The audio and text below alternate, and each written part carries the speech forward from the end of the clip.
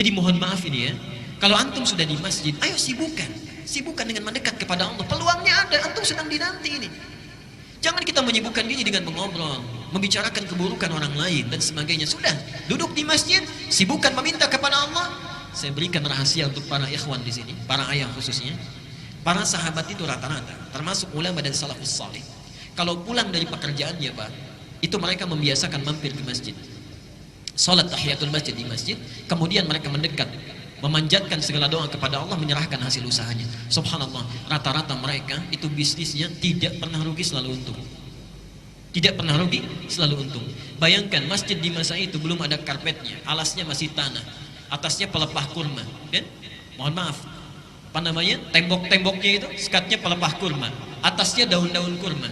Kalau masjid yang terbatas saja mereka sudah bisa melakukan dengan baik, maka antum masjidnya yang hadir di samping tempat kita, tempatnya bagus, ada AC-nya, karpetnya baik, segalanya cukup, belum sempat menyentuh kita untuk mendekat kepada Allah, maka dengan cara apa lagi Allah mesti fasilitasi.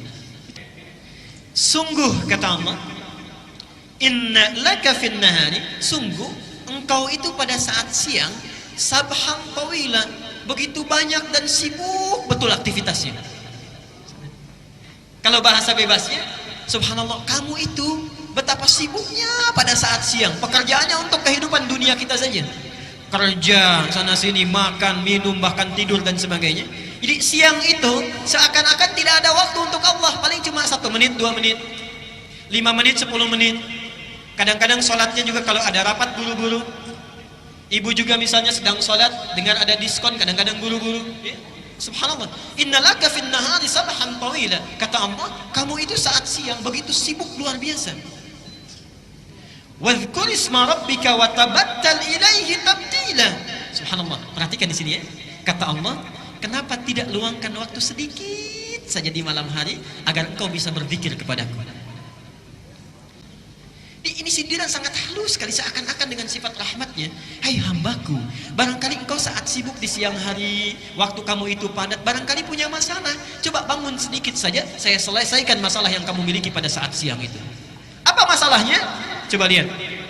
1, lihat kata Allah pahalanya Al-Isra ayat 79 sampai 82. Saya cepat, saya uraikan pertemuan yang lalu. 1, wa minal laili fatahajjad bihi nafilatan laka asa 1 ayyab'atsaka rabbuka maqaman mahmuda. Allah akan angkat derajat, karir, pekerjaan orang yang punya masalah ditempatkan di karir terbaik. Seakan-akan saat malam antum sibuk kalau bekerja siang hari, malam itu ditunggu. Ada nggak yang punya masalah di pekerjaannya? Wa qur rabbi adkhilni mudkhala sidqin.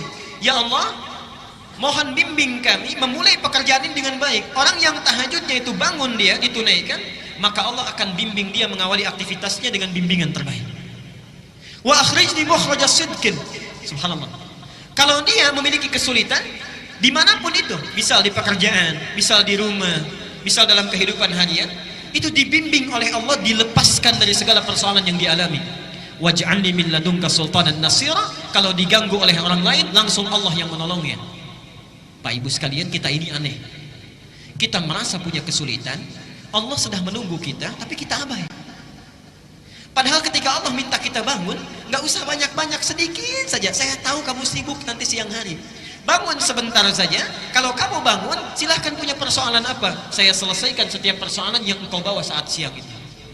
Kalau orang sudah merasa kenikmatan dengan tahajud, maka sifatnya akan lain. Dia 1 kali bangun misalnya, diberikan oleh Allah anugerah tahajud, ada kenikmatan di dalamnya, dipuji oleh Allah, mendapatkan keutamaan kebaikan. Ketika kenikmatan dunia saja sudah dirasakan, subhanallah, lihat. Wa qul ja'al haqqu wa zahaqal batilu innal batila kana. Begitu tahajud dia diberikan janji Allah dengan pasti, yakin di situ. Dia katakan, benar ternyata janji Allah. Dinikmati tahajudnya, malam tadi yang cuma 2 rakaat, besoknya lailan tawila. Jadi yang ini menunjuk kepada orang yang berhasil tahajudnya, yang tadinya sabhan tawila, sekarang dibalik, sabhan tawila siangnya, lailan tawila malamnya. Jadi kalau orang tahu tentang hikmah dan hukum tahajud serta keistimewaannya, niscaya orang tidak akan pernah tidur pulas setiap malamnya. Pasti bangun. Pasti bangun. Saya teruskan sebentar. Yang selanjutnya, orang tahajud itu Satu, disebut sifat salatnya akan lebih khusyuk. Yang kedua, mendapat anugerah kebaikan saat di dunia. Yang ketiga, langsung dipuji oleh Allah di Az-Zumar. Quran surah 39 ayat 9. Amman huwa qanitun ana al-laili sajidan wa qa'iman yahdharul akhirah wa yarju rahmat rabbih qul hal yastawi alladhina ya'lamuna wal ladzina la ya'lamun. Adakah sama di antara orang-orang yang suka bangun malam dengan khusyuk kemudian sujud berdiri lama karena Allah dengan orang-orang yang tidak beriman? Sedangkan orang-orang yang bangun di malam hari ini, satu, dia takut kalau di akhirat dia tidak akan selamat. Yang kedua, dia mengharap rahmatnya Allah. Jadi diberi kesempatan oleh Allah, setiap bangun kamu mau minta apa? Mau minta apa? Hadisnya qudsi bahkan. Ya ibadi, wahai hambaku, siapa yang kemudian meminta kepada Allah, aku akan berikan. Siapa yang memohon akan dikabulkan. Siapa yang beristighfar mohon ampunan akan diampuni pada saat ini. Subhanallah.